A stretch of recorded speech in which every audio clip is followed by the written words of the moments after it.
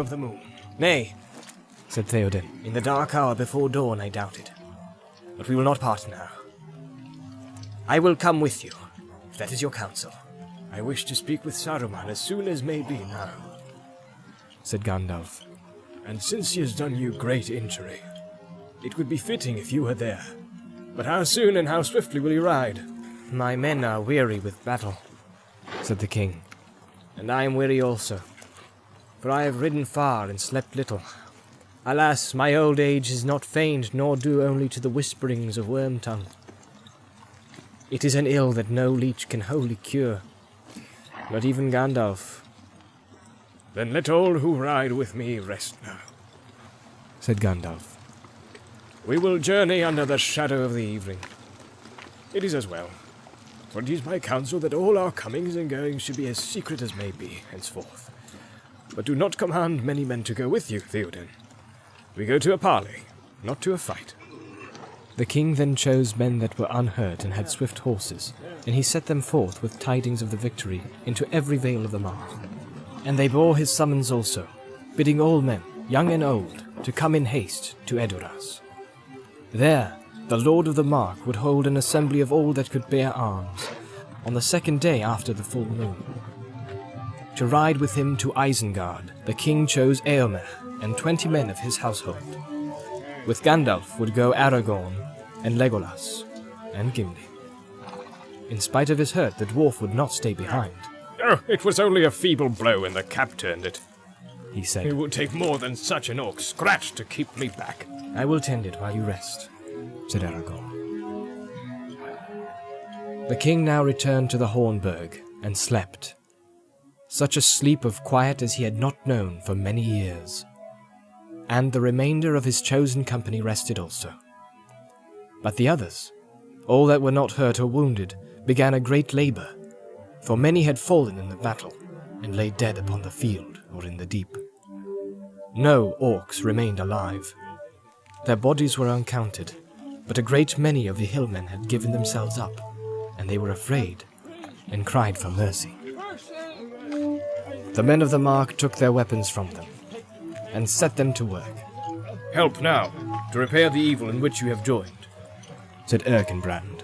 And afterwards you shall take an oath, never again to pass the fords of Isen in arms, nor to march with the enemies of men. And then you shall go free, back to your own land. For you have been deluded by Saruman. Many of you have got death as the reward for your trust in him. But had you conquered, little better would your wages have been. The men of Dunland were amazed, for Saruman had told them that the men of Rohan were cruel, and burned their captives alive. In the midst of the field before the Hornburg, 2 mounds were raised, and beneath them were laid all the riders of the Mark who fell in the defence. Those of the Eastdales upon one side, and those of Westfold upon the other. In a grave alone, under the shadow of the Hornburg, lay Hammer, captain of the king's guard. He fell before the gate. The orcs were piled in great heaps, away from the mounds of men, not far from the eaves of the forest, and the people were troubled in their minds, for the heaps of carrion were too great for burial or for burning. They had little wood for firing, and none would have dared to take an axe to the strange trees, even if Gandalf had not warned them to hurt neither bark nor bow at their great peril. Let the orcs lie, said Gandalf. The morning may bring new counsel. In the afternoon, the king's company prepared to depart. The work of burial was then but beginning, and Theoden mourned for the loss of Hammer, his captain, and cast the first earth upon his grave. Great injury indeed has Saruman done to me and all this land, he said. And I will remember it when we meet. The sun was already drawing near the hills upon the west of the Coombe, when at last Theoden and Gandalf and their companions rode down from the dyke. Behind them were gathered a great host, both of the riders and of the people of Westfold, old and young, women and children, who had come out of the caves. A song of victory they sang with clear voices, and then they fell silent, wondering what would chance, for their eyes were on the trees, and they feared them. The riders came to the wood, and they halted, horse and man. They were unwilling to pass in. The trees were grey and menacing, and a shadow or a mist was about them. The ends of their long sweeping bows hung down like searching fingers. Their roots stood up from the ground like the limbs of strange monsters, and dark caverns opened beneath them. But Gandalf went forward, leading the company, and where the road from the Hornburg met the trees, they saw now an opening like an arched gate under mighty boughs. And through it Gandalf passed, and they followed him. Then to their amazement they found that the road ran on, and the deeping stream beside it, and the sky was open above and full of golden light. But on either side the great aisles of the wood were already wrapped in dusk, stretching away into impenetrable shadows. And there they heard the creaking and groaning of bows and far cries, and a rumour of wordless voices, murmuring angrily. No orc or other living creature could be seen. Legolas and Gimli were now riding together upon one horse, and they kept close behind Gandalf, for Gimli was afraid of the wood. "It is hot in here," said Legolas to Gandalf. "I feel a great wrath about me. Do you not feel the air throb in your ears?" "Yes," said Gandalf. "What has become of the miserable orcs?" said Legolas. "That, I think, no one will ever know," said Gandalf. They rode in silence for a while, but Legolas was ever glancing from side to side, and would often have halted to listen to the sounds of the wood, if Gimli had allowed it. "These are the strangest trees that I ever saw," he said, "and I have seen many an oak grow from acorn to ruinous age. I wish that there were leisure now to walk among them. They have voices, and in time I might come to understand their thought." No, said Gimli. Let us leave them. I guess their thoughts already.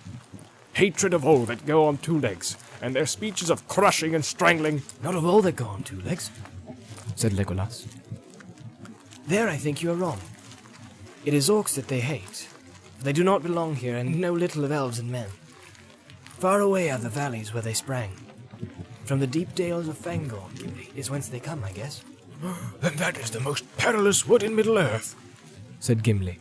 "I should be grateful for the part they have played, but I do not love them. You may think them wonderful, but I have seen greater wonder in this land. More beautiful than any grove or glade that ever grew. My heart is still full of it. Strange are the ways of men, Legolas. Here they have one of the marvels of the northern world, and what do they say of it? Caves! Caves, they say. Holes to fly to in times of war. To store fodder in. My good Legolas, do you know that the caverns of Helm's Deep are vast and beautiful? There would be an endless pilgrimage of dwarves merely to gaze at them, if such things were known to be. Aye, indeed, they would pay pure gold for a brief glance. "And I would give gold to be excused," said Legolas. "and double to be let out." If I stayed in, You have not seen, so I forgive your jest. said Gimli. But you speak like a fool. Do you think those holes are fair where your king dwells under the hill in Mirkwood, and dwarves helped in their making long ago? They are but hovels compared with the caverns I have seen here. Immeasurable halls, filled with an everlasting music of water that tingles into pools as fair as Keled Zaram in the starlight. And Legolas, when the torches are kindled and men walk on the sandy floors under the echoing domes, then, Legolas, gems and crystals and veins of precious ore glint in polished walls, and the light glows through folded marbles, shell-like, translucent as the living hands of Queen Galadriel. There are columns of white and saffron and drawn rose, Legolas, fluted and twisted into dreamlike forms. They spring up from many-coloured floors to meet the glistening pendants of the roof. Wings, ropes, curtains fine as frozen clouds, spears, banners, pinnacles of suspended palaces. Still lakes mirror them, A glimmering world looks up from dark pools covered with clear glass. Cities, such as the mind of Durin could scarce have imagined in his sleep, stretch on through avenues and pillared courts, on into the dark recesses where no light can come. And blink, a silver drop falls, and the round wrinkles in the grass make all the towers bend and waver like weeds and coral in the grotto of the sea. When evening comes, they fade and twinkle out. The torches pass into another chamber and another dream.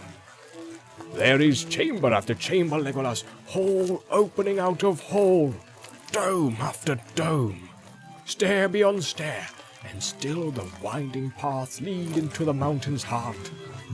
Caves, the caverns of Helm's Deep. Happy was the chance that drove me there. It makes me weep to leave them. Then I will wish you this fortune for your comfort, Gimli, said the elf, that you may come safe from war, and return to see them again. But do not tell all your kindred. There seems little left for them to do, and from your account. Maybe the men of this land are wise and say little. One family of busy dwarves with hammer and chisel might mar more than they made. No, you do not understand, said Gimli. No dwarf could be unmoved by such loveliness. None of Durin's race would mind those caves of stone or ore, not if diamonds and gold could be got there. Do you cut down groves of blossoming trees in the springtime for firewood? We would tend these glades of flowering stone, not quarry them. With cautious skill, tap by tap. A small chip of rock and no more perhaps in a whole anxious day. So we could work, and as the years went by, we should open up new ways, and display far chambers that are still dark, glimpsed only as a void beyond fissures in the rock. And lights, Legolas, we should make lights, such lamps as once shone in Khazad-dûm, and when we wished we would drive away the night that has lain there since the hills were made, and when we desired rest, we would let the night return. You move me, Gimli, said Legolas. I've never heard you speak like this before. Almost you made me regret that I've not seen the caves. Come, let us make this bargain. If we both return safe out of the perils that await us, we will journey for a while together. You shall visit Vangorn with me, and I will come with you to see Helm's Deep. That would not be the way of return that I should choose, said Gimli. But I will endure Fangorn if I have your promise. You have my promise, said Legolas. But alas, now we must leave behind both cave and wood for a while. See, we are coming to the end of the trees. How far is it to Isengard, Gandalf? About 15 leagues, as the crows of Sauron make it, said Gandalf. 5 from the mouth of Deeping Combe to the fords, and 10 more from there to the gates of Isengard. But we shall not ride all the way this night. And when we come there, what shall we see? Asked Gimli. You may know, but I cannot guess. I do not know myself for certain, answered the wizard. I was there at nightfall yesterday, but much may have happened since. Yet I think that you will not say that the journey was in vain. Not though the glittering caves of Aglaron be left behind. At last the company passed through the trees, and found that they had come to the bottom of the combe, where the road from Helm's Deep branched, going one way east to Edoras, and the other north to the fords of Isen. As they rode from under the eaves of the wood, Legolas halted and looked back with regret. Then he gave a sudden cry. Huh! There are eyes! He said. Eyes looking out from the shadows of the boughs! I never saw such eyes before! The others, surprised by his cry, halted and turned, but Legolas started to ride back. Cried Gimli.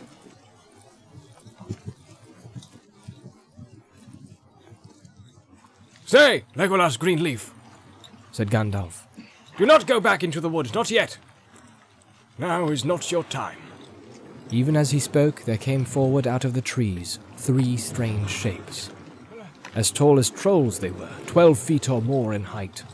Their strong bodies, stout as young trees, seemed to be clad with raiment or with hide of close-fitting grey and brown.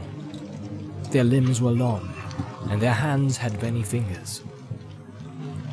Their hair was stiff, and their beards grey-green as moss. They gazed out with solemn eyes, but they were not looking at the riders. Their eyes were bent northwards. Suddenly, they lifted their long hands into their mouths and sent forth ringing calls, clear as notes of a horn, but more musical and various. The calls were answered, and turning again, the riders saw other creatures of the same kind approaching, striding through the grass. They came swiftly from the north, walking like wading herons in their gait, but not in their speed, for their legs in their long paces beat quicker than the heron's wings. The riders cried aloud in wonder, and some set their hands upon their sword hilts. "You need no weapons," said Gandalf. "These are but herdsmen. They are not enemies. Indeed, they are not concerned with us at all." So it seemed to be, for as he spoke, the tall creatures, without a glance at the riders, strode into the wood and vanished. Herdsmen, Said Theoden. where are their flocks? What are they, Gandalf? For it is plain to you, at any rate, they are not strange. "They are shepherds of the trees," answered Gandalf. "Is it so long that you listen to tales by the fireside? There are children in your land who, out of the twisted threads of story, could pick the answer to your question. You have seen Ents, O king. Ents out of Fangorn Forest, which in your tongue you call the Entwood. Did you think that the name was given only in idle fancy? Nay, Theoden, it is otherwise. To them you are but the passing tale. All the years from Eorl the Young to Theoden the Old are of little count to them. And all the deeds of your house but a small matter." The king was silent. "Hence," he said at length, "out of the shadows of Isengard I begin a little to understand the marvel of the trees, I think. I have lived to see strange days. Long we have tended our beasts, and our fields, built our houses, wrought our tools, or ridden away to help in the wars of Minas Tirith, and that we called the life of men, the way of the world. We cared little for what lay beyond the borders of our land.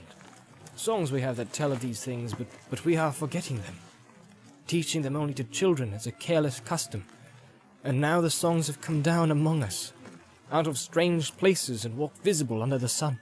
"You should be glad, Theoden King," said Gandalf. "for not only the little life of men is now endangered, but the life also of those things which you have deemed the matter of legend. You are not without allies, even if you know them not."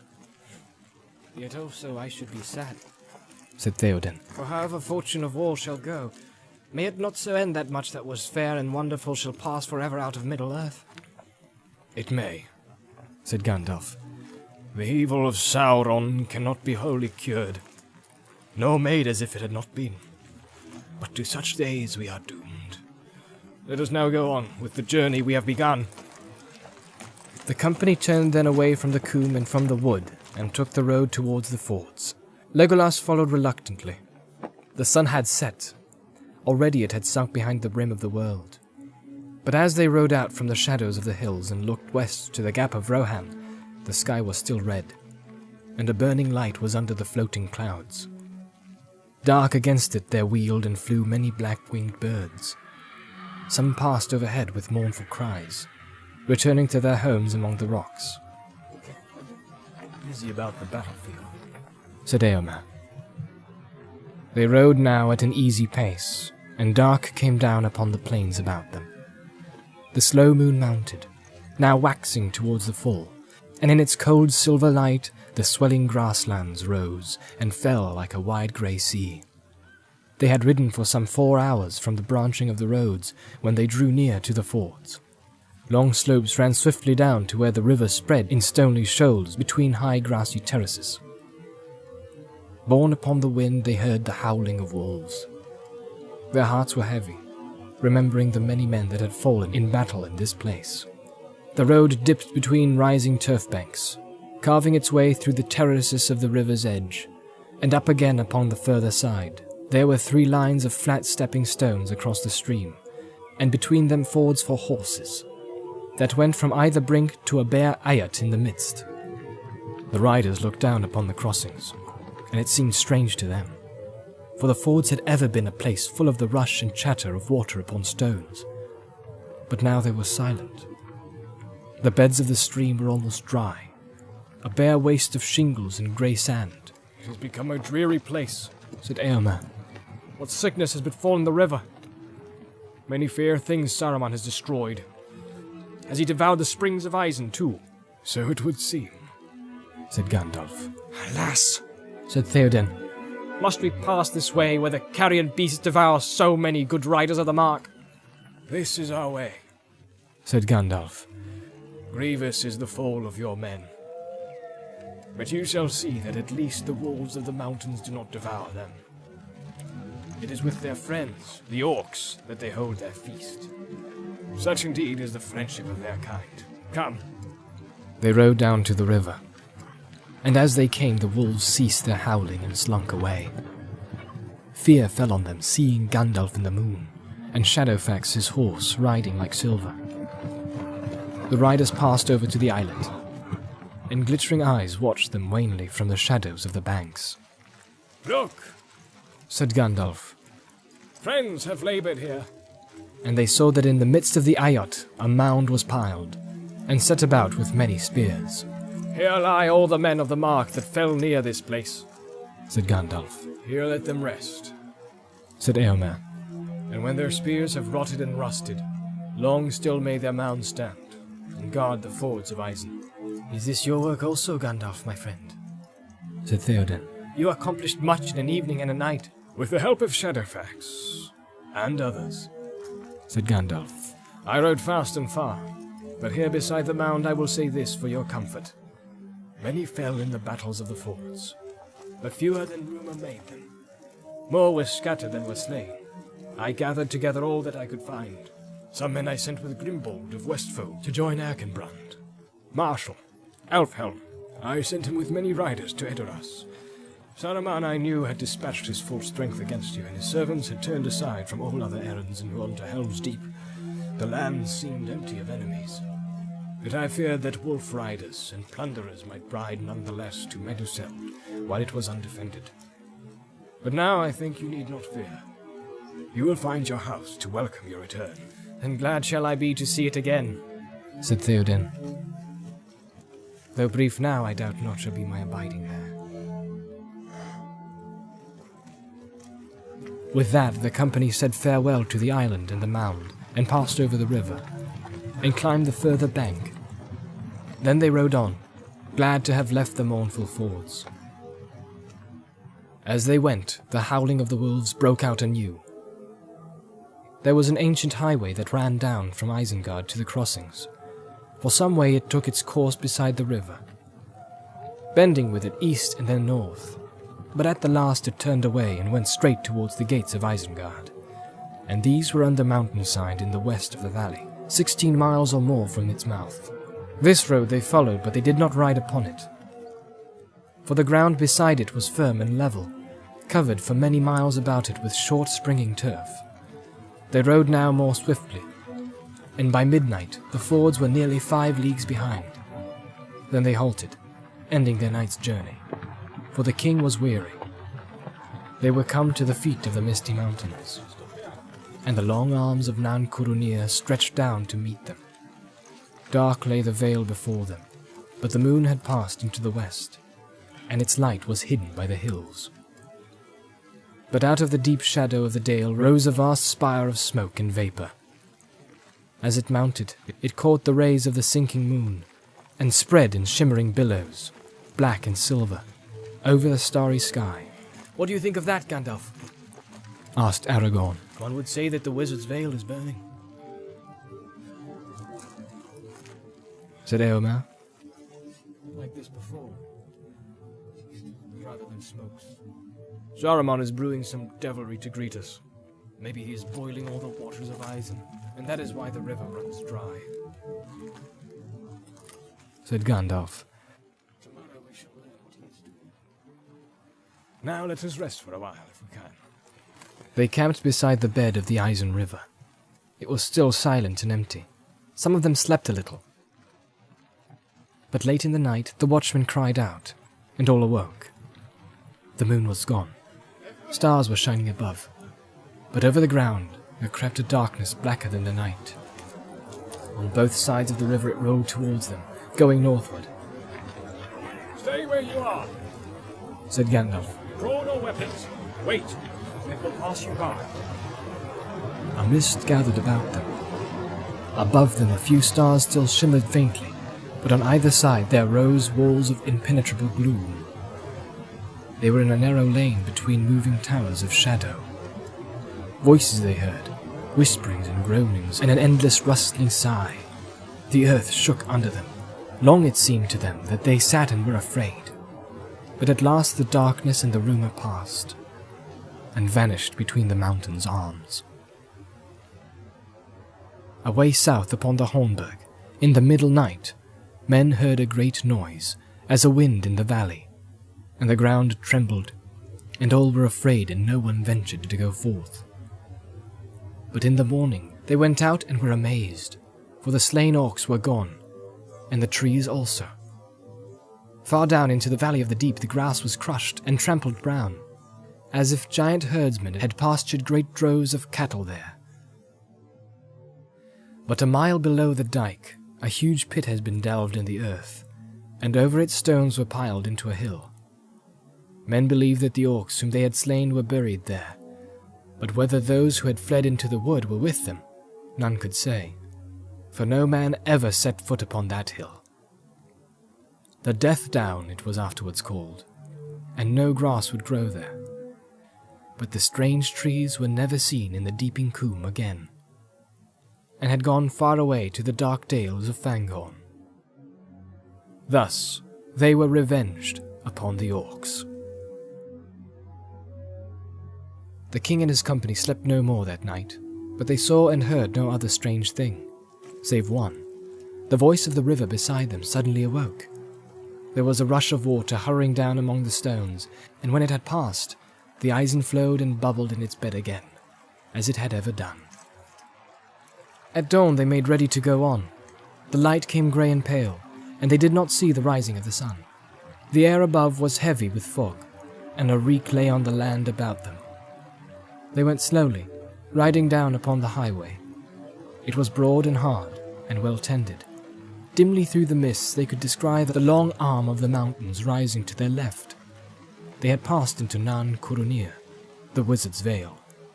That was a sheltered valley, open only to the south. Once it had been fair and green, and through it the Eisen flowed, already deep and strong before it found the plains. For it was fed by many springs and lesser streams among the rain-washed hills, and all about it there was lain a pleasant fertile land. It was not so now. Beneath the walls of Isengard there still were acres tilled by the slaves of Saruman, but most of the valley had become a wilderness of weeds and thorns. Brambles trailed upon the ground, or clambering over bush and bank made shaggy caves where small beasts housed. No trees grew there, but among the rank grasses could still be seen the burned and axe-hewn stumps of ancient groves. It was a sad country, silent now, but for the stony noise of quick waters. Smokes and steams drifted in sullen clouds and lurked in the hollows. The riders did not speak. Many doubted in their hearts, wondering to what dismal end their journey led. After they had ridden for some miles, the highway became a wide street, paved with great flat stones, squared and laid with skill. No blade of grass was seen in any joint. Deep gutters, filled with trickling water, ran down on either side. Suddenly, a tall pillar loomed up before them. It was black, and set upon it was a great stone, carved and painted in the likeness of a long white hand. Its finger pointed north. Not far now they knew that the gates of Isengard must stand, and their hearts were heavy, but their eyes could not pierce the mists ahead. Beneath the mountain's arm, within the Wizard's Vale, through years uncounted, had stood an ancient place that men called Isengard. Partly it was shaped in the making of the mountains, but mighty works of the men of Westerness had wrought there of old, and Saruman had dwelt there long, and had not been idle. This was its fashion while Saruman was at its height, accounted by many the chief of wizards. A great ring wall of stone, like towering cliffs, stood out from the shelter of the mountainside from which it ran and then returned again. One entrance only was there made in it, a great arch delved in the southern wall. Here through the black rock a long tunnel had been hewn, closed at either end with mighty doors of iron. They were so wrought and poised upon their huge hinges, posts of steel driven into the living stone, that, when unbarred, they could be moved with a light thrust of the arms, noiselessly.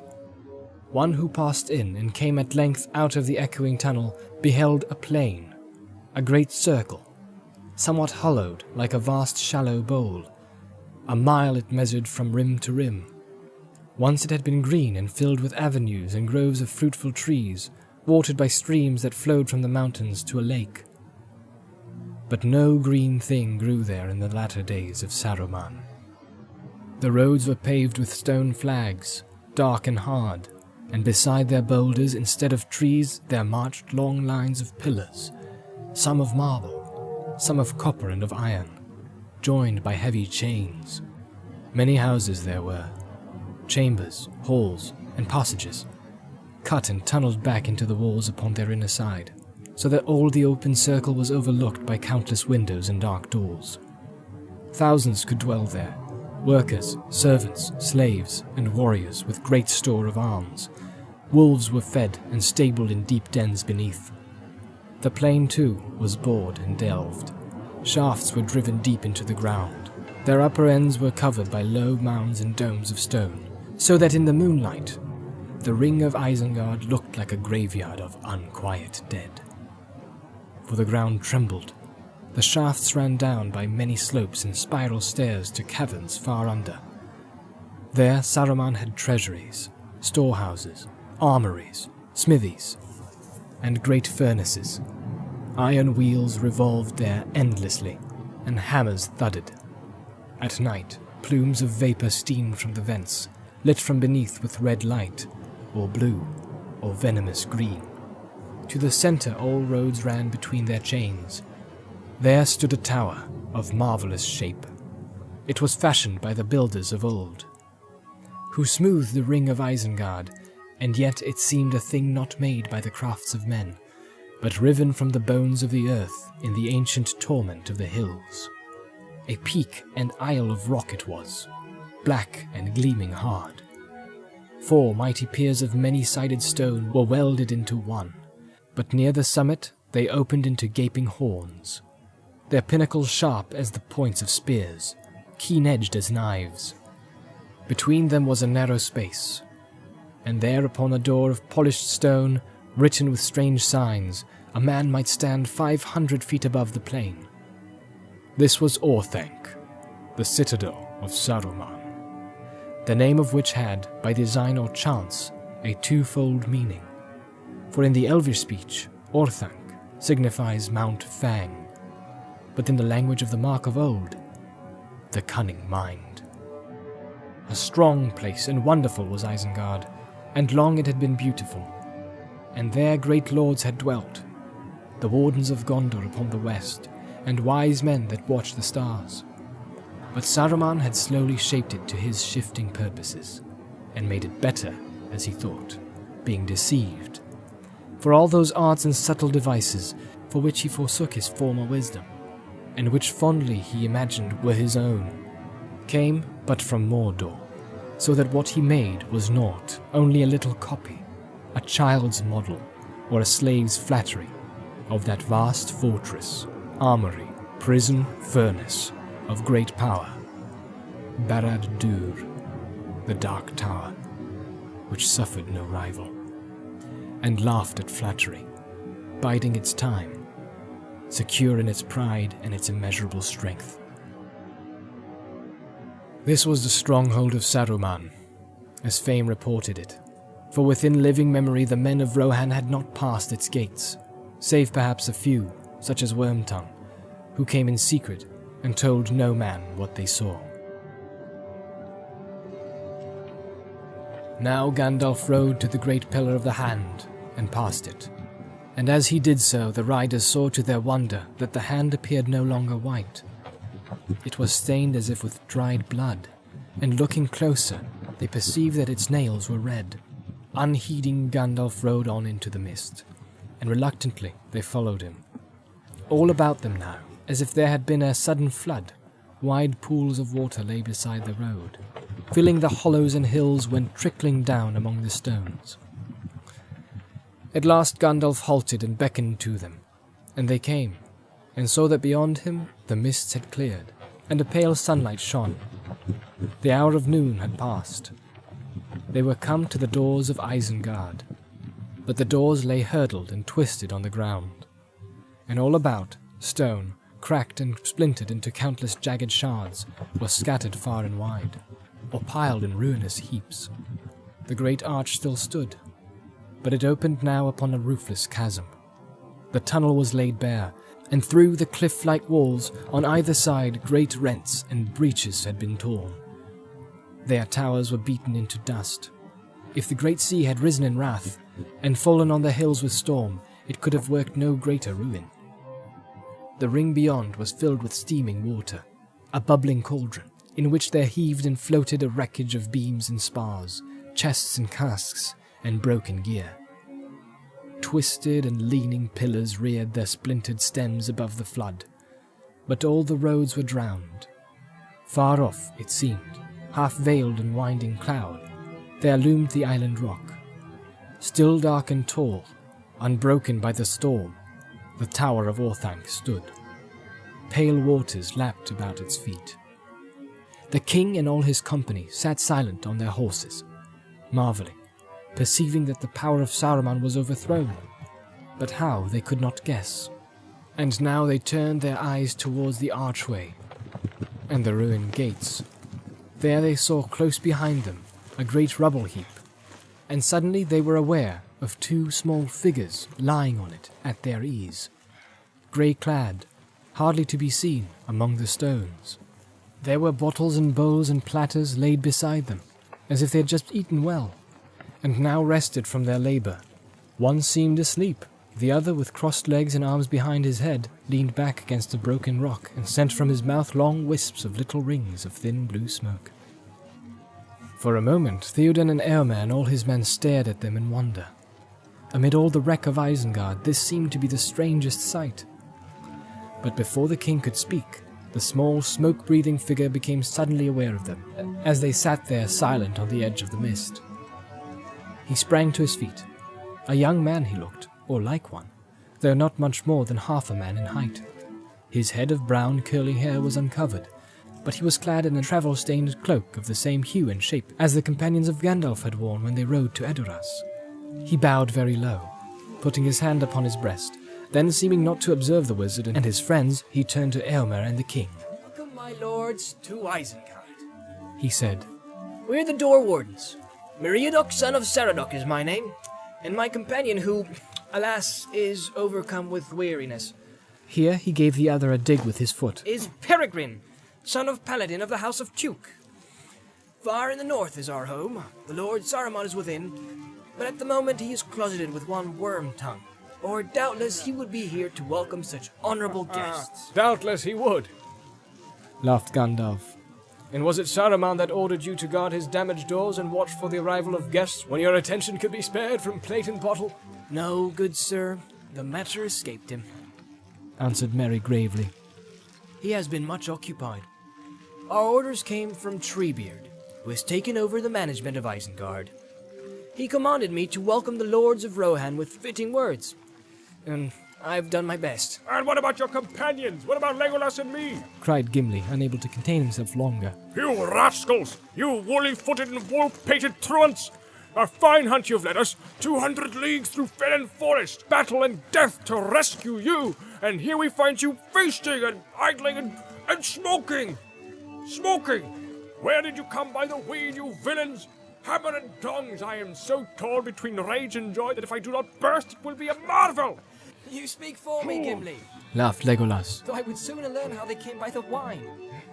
One thing you've not found in your hunting, and that's brighter wits. Said Pippin, opening an eye. Here you find us, sitting on a field of victory amid the plunder of armies, and you wonder how we came by a few well-earned comforts." Well earned! Said Gimli. I cannot believe that! The riders laughed. "It cannot be doubted that we witnessed the meeting of dear friends," Said Theoden. So these are the lost ones of your company, Gandalf. The days are fated to be filled with marvels.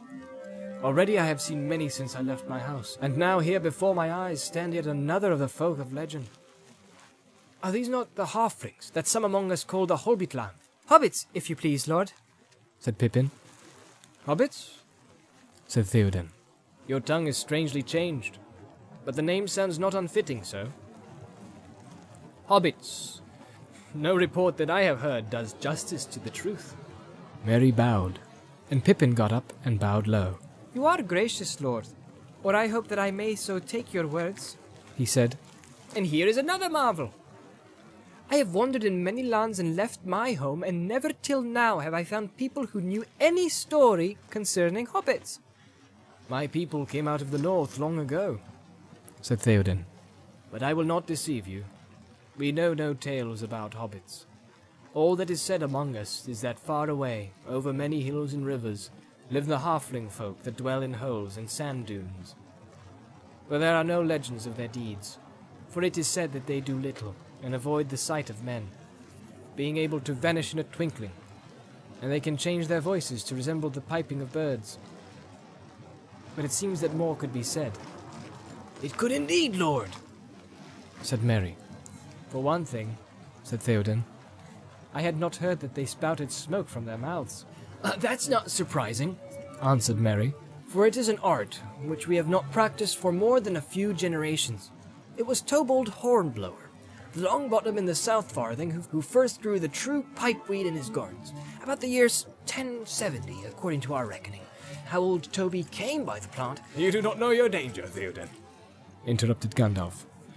These hobbits will sit on the edge of ruin and discuss the pleasures of the table or the small doings of their fathers, grandfathers, and great-grandfathers and remoter cousins to the 9th degree if you encourage them with undue patience. Some other time would be more fitting for a history of smoking. Where is Treebeard, Merry? Away on the north side, I believe. He went to get a drink of clean water. Most of the other Ents are with him, still busy at their work. Over there. Merry waved his hand towards the streaming lake, and as they looked, they heard a distant rumbling and rattling, as if an avalanche was falling from the mountainside. Far away came a hoom-hom, as of horns blowing triumphantly. And is Orthanc then left unguarded? Asked Gandalf. Well, there is water, said Merry. But Quickbeam and some others are watching it. Not all those posts and pillars in the plain are of Saruman's planting. Quickbeam, I think, is by the rock near the foot of the stair. Yes, a tall grey Ent is there, said Legolas. But his arms are at his sides, and he stands as still as a door tree. It is past noon, said Gandalf, and we at any rate have not eaten since early morning. And I wish to see Treebeard as soon as may be. Did he leave me no message, or has plate and bottle driven it from your mind? He left a message, said Merry. And I was coming to it, but I've been hindered by many other questions. I was to say that if the Lord of the Mark and Gandalf will ride to the northern wall, they will find Treebeard there, and he will welcome them. I may add that they will also find food of the best there.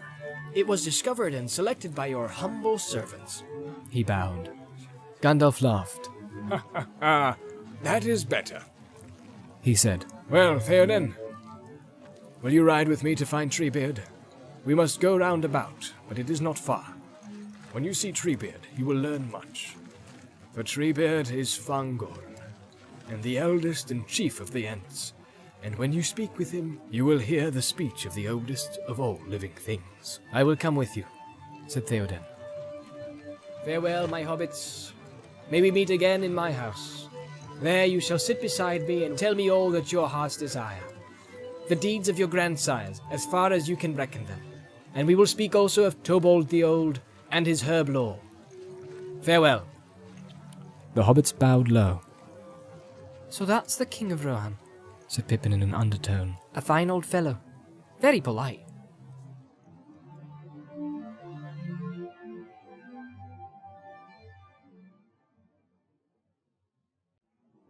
Gandalf and the king's company rode away, turning eastward to make the circuit of the ruined walls of Isengard.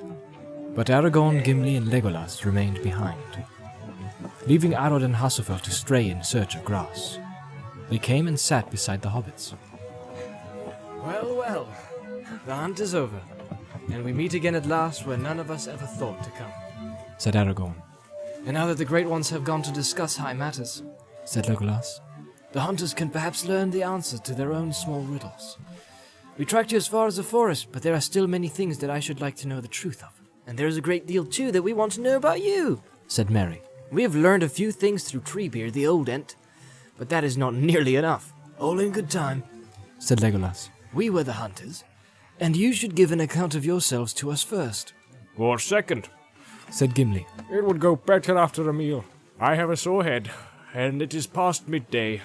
You truants might make amends by finding us some of the plunder that you spoke of. Food and drink would pay off some for my score against you. Then you shall have it, said Pippin. Will you have it here or in more comfort in what's left of Saruman's guardhouse? Over there under the arch. We had to picnic out here so as to keep an eye on the road. Less than an eye, said Gimli. But I will not go into any orc house, nor touch orcs' meat or anything that they have mauled. Oh, we wouldn't ask you to, said Merry. We have had enough of orcs ourselves to last a lifetime.